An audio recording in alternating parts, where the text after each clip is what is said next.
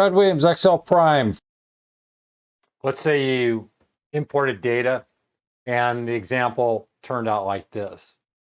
You have names, but the names are blank. And this is supposed to be Finette, this is supposed to be Frederick, this is Maya and Maya. There's an easy way to fix this. Here's the instructions, here are the hints, but I'll just show you real quick and easy. What we do is we highlight this range. We go to special up here, go to special, go to blanks, is right here, go to special, select the blank options here and hit OK.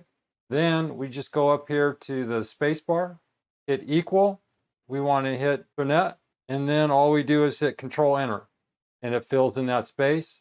Grab the data, right click, copy, and then hit paste special values, and it's fixed.